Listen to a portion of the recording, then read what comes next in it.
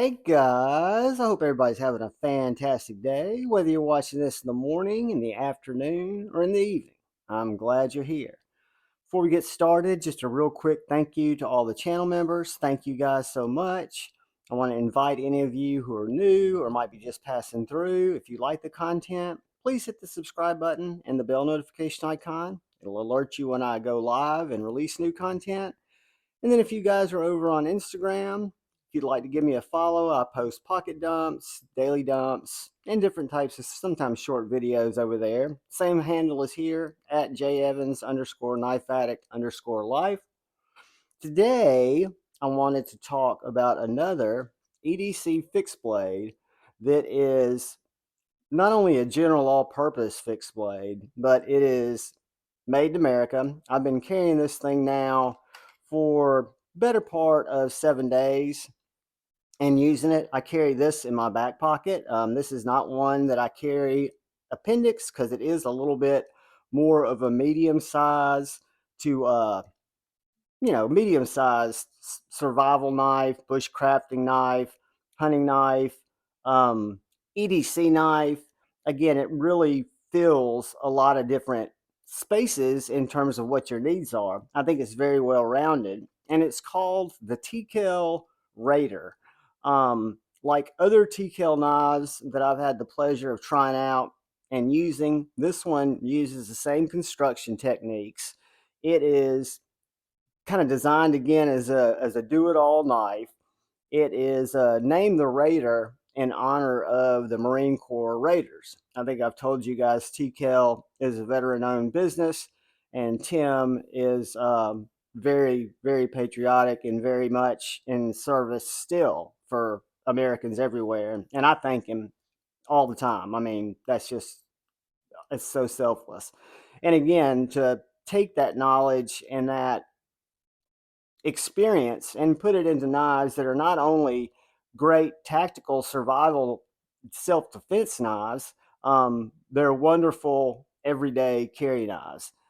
This knife is using the same ADCRV2 that Tim uses on a lot of his knives, and it uses his patented heat treat process, and it's also uses that same nickel boron coating where this blade looks stone washed and washed out, and you can see the grind lines there where the grind is actually a series of CNC cuts that actually bring it down to that super acute edge that will cut something that I'll find here in a second.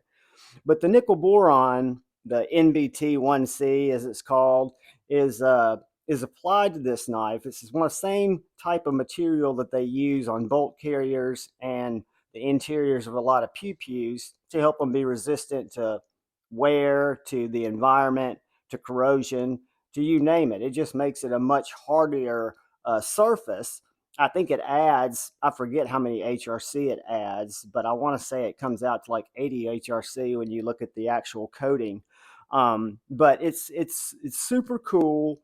They do it in this recon distress finish. So the knives look like they are used, right? But they're putting, instead of having this finish be just smooth, or instead of having just a stonewash blade, the technique they use is this recon distressing, which makes it look like you see here, kind of that gray and black, and you've got those kind of distressed looks.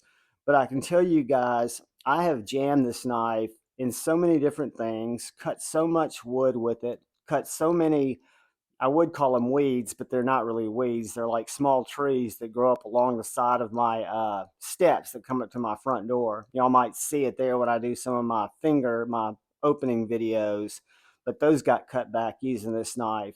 Let me see if I can find some paper here, because I'm not expecting it to cut like it did when I first got it. Oh yeah.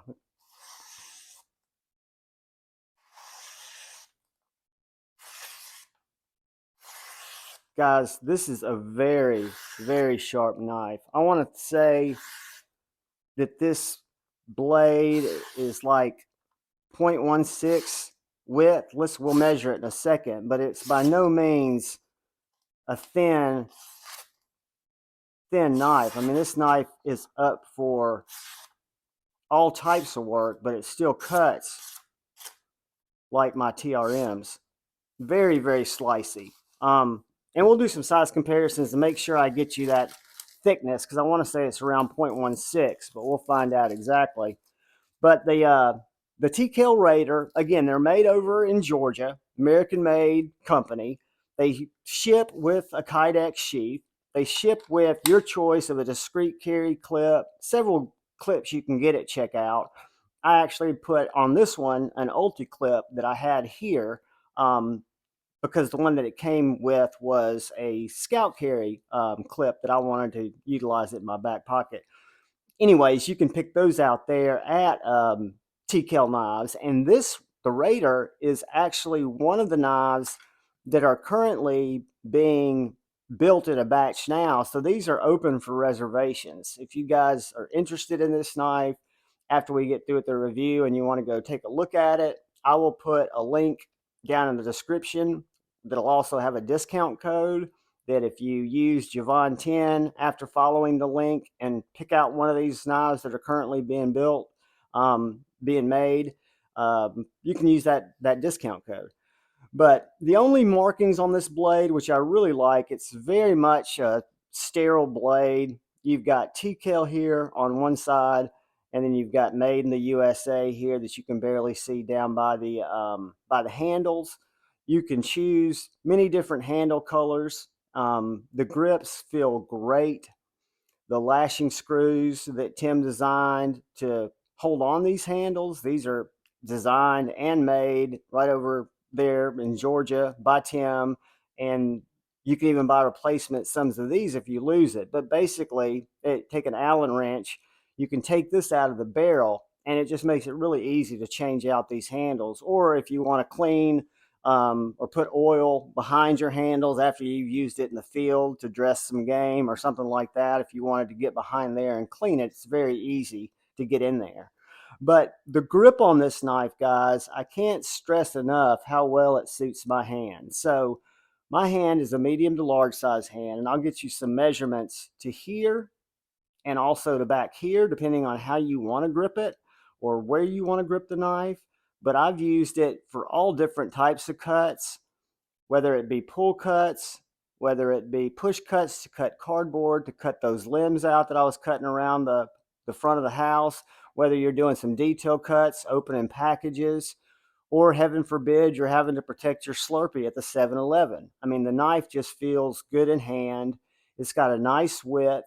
It feels just very, very capable, for lack of a better term. It just feels like a very capable knife.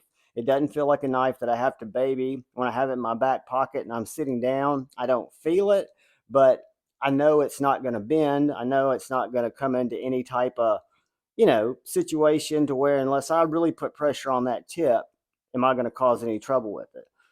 Let's do a couple of quick size comparisons just to see how it sizes out to other knives, and then we'll take a few measurements. That is it next to the Cold Steel 4max, which it's much smaller than.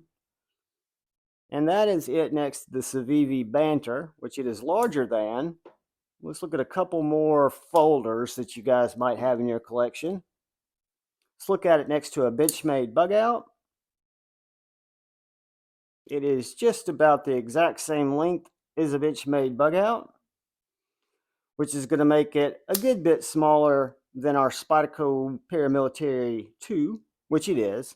So guys, if you're looking at a folding knife for comparison in length, it's going to be a little bit thicker than your Bug Out, but it's going to be just a hair shorter. Just a hair shorter than that Benchmade Bug Out. But let's look at it next to some of my other fixed blades, and then we'll break out some measurements. So let's go back in time to my SE3.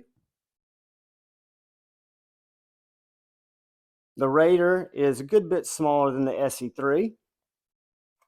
And let's look at it next to the Bradford Guardian 3. Just a little bit bigger than the Bradford Guardian 3 there. Let's look at it next to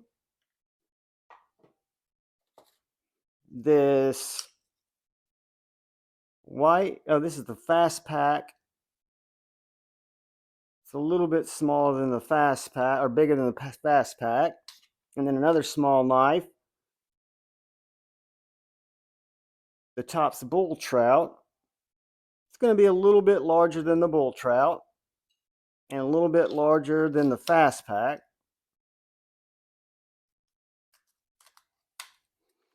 And lastly, let's look at it next to the T.Kell Outer Limitless Accomplice, which is the bigger of the knives that I've experienced from them. And then let's look at it next to the T.Kell Piranha. So it kind of splits the size difference between the small Piranha and the outer designed Outer Limitless Accomplice. So for me, when I look at these three knives, they're all very handy in their own right. But if you want to split it right in the middle for a great EDC knife that's a fixed blade, that's hardy, I would say the Raider is a good way to go. If the Piranha is too small for you, or you think you might want a larger knife, this comes in at right at 7¼ overall with a 3.5-inch blade, 3¾ inch handle, and if I measure from the back of the knife to the choil, it's 4 inches. If I measure from that little knot right here to the choil right here, that's 3 inches. That's 4 inches. So again, I think it would open itself up to a lot of different grip sizes, a lot of different grip styles. Let's see if I was right about that blade stock. 0.1675, and the handle I'm guessing is going to be a little over 1/2 inch, 0.53. And I think the height of that blade, or the width,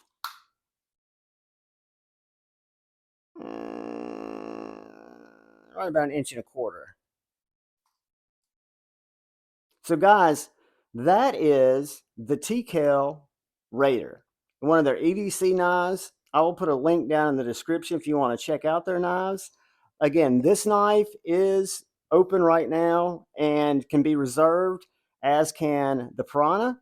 So take a look at them, take a look at their knives. It's always great to support an American company. It's great to support a veteran-owned company.